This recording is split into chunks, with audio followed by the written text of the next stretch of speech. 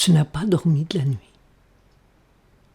Tu n'en reviens pas de la vitesse avec laquelle toute ta vie s'est écroulée une fois de plus.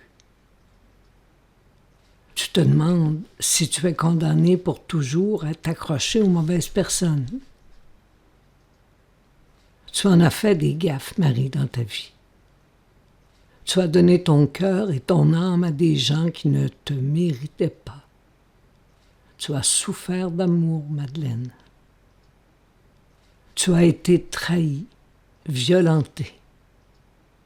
Tu as violenté à ton tour pour réparer le tort qu'on t'avait fait, mais ça ne t'a apporté aucune satisfaction. Depuis que tu l'avais rencontrée, tu étais soudainement devenue lumineuse. Ton passé, aussi douloureux fut-il, n'était qu'un lointain souvenir.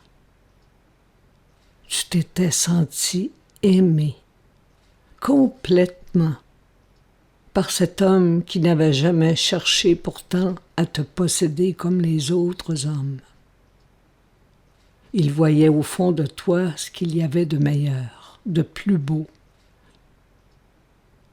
Et aujourd'hui, il gît au fond d'un tombeau après avoir été torturé et humilié publiquement.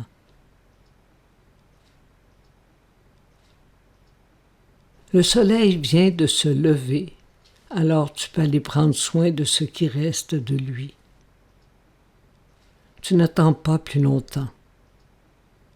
En arrivant devant le tombeau, la pierre qui, hier, en bloquait l'entrée, a été roulée plus loin. Tu t'approches de l'entrée et tu vois que le corps de ton ami n'est pas là.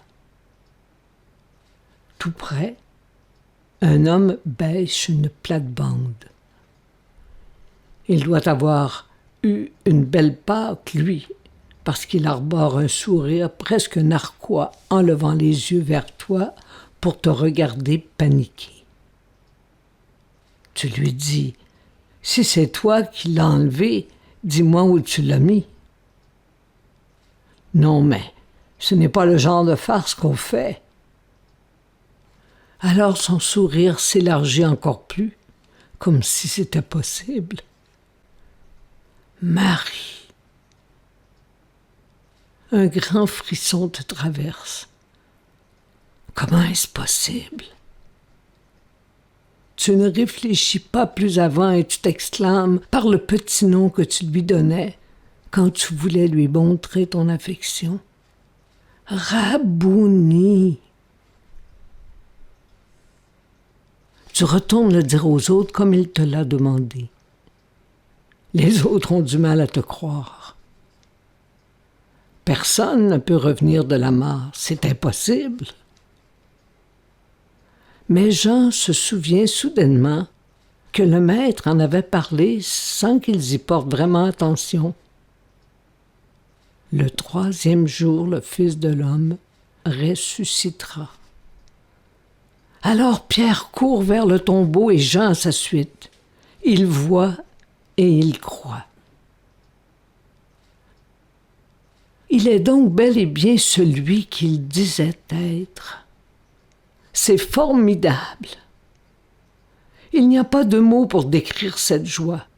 Il n'est pas mort, il est vivant. Il dit à Thomas, « Mets ton doigt dans le trou de mon poignet, mets ta main dans mon côté. Ce n'est pas un fantôme, ce n'est pas une illusion. Il est bien là, en chair et en os. Il mange et il boit.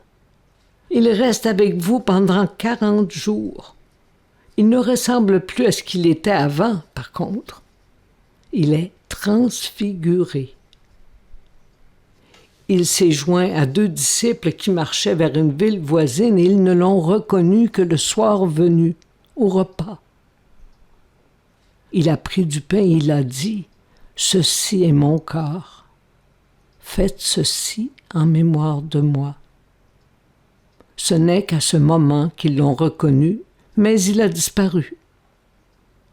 Vraiment, il n'a pas fini de nous surprendre.